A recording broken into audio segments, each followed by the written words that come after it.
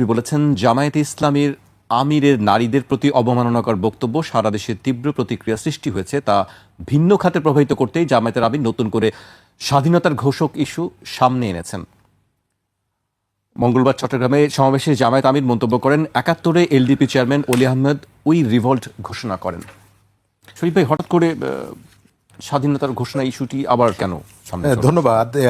আমাদের পলিটিশিয়ানরা তাদের একটা বড় অংশ কখন কোথায় কি বলা উচিত এটি ঠিক থাকে না তাদের, এবং কখনো কখনো অপ্রয়োজনীয় বিতর্কগুলো সামনে নিয়ে আসেন। যে মুহূর্তে আমাদের রাজনীতি অর্থনীতিটা সব থেকে বেশি গুরুত্ব দেওয়া দরকার, এবং আপনি দেখেছেন গতকালকে কয়েকটা আন্তর্জাতিক প্রতিষ্ঠান নির্বাচিত সরকারের সামনে চ্যালেঞ্জগুলোর কথা বলেছে। ইন্টারন্যাশনাল ক্রাইসিস গ্রুপ এবং আমাদের প্রতিবেশী দেশ, তারা ইউরোপীয় ইউনিয়নের সাথে এবং গতকালকে সম্ভবত আজকে আমেরিকার সঙ্গে বাণিজ্য চুক্তি করতে যাচ্ছে, যেখানে তারা অনেক দিক থেকে তারা সুবিধা পাবে। এই ধরনের সুবিধাটা আমরা কিভাবে এনশিওর করতে পারি, নির্বাচিত সরকার কিভাবে করতে পারে, এই আলোচনা না হয়ে আমরা এখন আলোচনা নিয়ে আসছি স্বাধীনতার ঘোষণা নিয়ে। তবে এটি মীমাংসিত বিষয় কেন জামাতের আমির নিয়ে আসলেন, আমার কাছে দুই ধরনের ধারণা। একটা হচ্ছে যে গত কিছুদিন ধরে উনি বেশ কতগুলো জায়গায় বড় বড় ভুল করে তার দলের জন্য একটা নতুন নতুন বিতর্কের ফ্রন্ট ওপেন করে দিচ্ছেন। নারী ইস্যুতে এটি আকস্মিক না, তারা যে মনস্তত্ত্বটাকে ধারণ করে এবং প্রচার করে সেটা আমরা গত 1 বছর দেখেছি, তার আগেও দেখেছি। আপনার এখানেও আলোচনা হয়েছে নারীকে লাথি মারার থেকে শুরু করে নানা কাজে, মেলায় যাওয়া নারীকে অশ্লীলভাবে কথা বলা, বেগম রোকেয়াকে নিয়ে অশ্লীলভাবে কথা বলা, এই ঘটনাগুলো আমাদের এখানে আছে। হঠাৎ করে আবার নতুন করে এলো এবং পরে জানা গেল যে এটি হ্যাক হয়েছে, হ্যাক হয়নি, নানা রকমের। এবং আমাদের খেয়াল করবেন যে একটা ভুল বা মিথ্যা, এটি ঢাকার জন্য অনেকগুলো ভুল অথবা মিথ্যার আশ্রয় নিতে হয়। ইতিহাস বিষয়ক যে আলোচনাটা এই সময়কালে আপনি খেয়াল করে দেখবেন যে ইতিহাস চর্চাটা একটু কম, এবং তরুণ প্রজন্ম বা সাধারণ মানুষের মধ্যে তারা একটু প্রত্যাশা করছে যে আমি ইলেকশনের মধ্য থেকে একটা নিরাপদ দেশ আমি কিভাবে এনশিওর করতে পারি, একটা স্টেবল পরিবেশ কিভাবে এনশিওর করা যায়।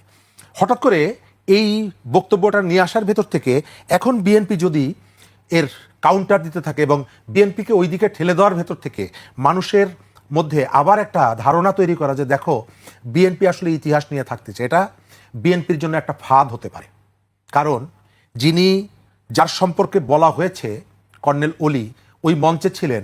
কর্নেল অলি কখনোই নিজের স্বাধীনতার ঘোষক এটা দাবি করেননি। দ্বিতীয়ত, কর্নেল অলি হচ্ছে চট্টগ্রামের একমাত্র নেতা যিনি শুধুমাত্র জামাতের সঙ্গে বিএনপির সম্পর্কের কারণে বিএনপি ত্যাগ করে গেছেন আরও কতগুলো যুক্তি দিয়ে।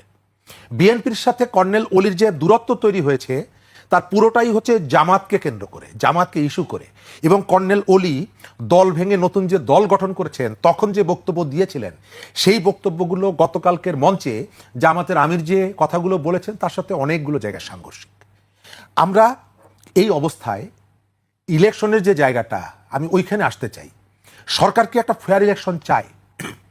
আমার কাছে সেটি মনে হয় না। ভয়ের যে শাসন, এটি কেন ফিরে আসবে? এটি ফিরে আসার জন্য জামাত অপেক্ষা করছে, বিএনপি অপেক্ষা করছে। আমাদের আগামী নির্বাচনে সবথেকে যে ইস্যুটাকে নিয়ে এখানে সংঘাত সহিংসতা বাড়বে, এটা হলো জাল ভোট। এটি একটি গুরুত্বপূর্ণ ভূমিকা পালন করবে, কারণ আমাদের ভোটারদের একটা বিরাট অংশ তার নিজ এলাকায় অনুপস্থিত থাকবেন, একটা রাজনৈতিক দলের অনুসারী যারা, আওয়ামী লীগের অনুসারী যারা, এবং চেষ্টা করা হবে ওই ভোটটা কাস্ট করার জন্য। নির্বাচনের জয় পরাজয় এটি একটি গুরুত্বপূর্ণ ভূমিকা রাখবে, এবং যার যেখানে শক্তি আছে তিনি সেই শক্তি দিয়ে চেষ্টা করবেন এই ভোট ব্যাংকটা নিজের অনুকূলে নেওয়ার জন্য, অথবা তার কর্মীদেরকে দিয়ে এই ভোটটা যাতে তার দিকে বেশি আসে। আওয়ামী সমর্থক যারা অনুপস্থিত থাকবেন তাদের ভোটগুলা জাল হয়েছে বিভিন্ন জায়গায়, আমাদের ট্রেডিশনে আছে এটা। এবং নির্বাচন ধরেও অনেকের ম্যাটিকুলাস প্ল্যান আছে, কারো কারো এই প্রিপারেশনও আছে। বিএনপির মতো ওই যে চলে যাওয়ার পর, রোগী মারা যাওয়ার পর ডাক্তার আসার মতন অবস্থা সবার না। নভেম্বরের 10 তারিখে ভোটার মাইগ্রেশন এটি ক্লোজ হয়ে গেছে। তারা গত কয়েকদিন আগে গিয়ে বলছে কোথা থেকে এলো, এরা কারা, কোথা থেকে এলো, ওবায়দুল কাদেরের সেই বক্তব্যের মতো। তো কারো কারো প্রস্তুতি আছে, প্রিপারেশন আছে। এই ভোটগুলোকে কিভাবে কাভার করা যায়।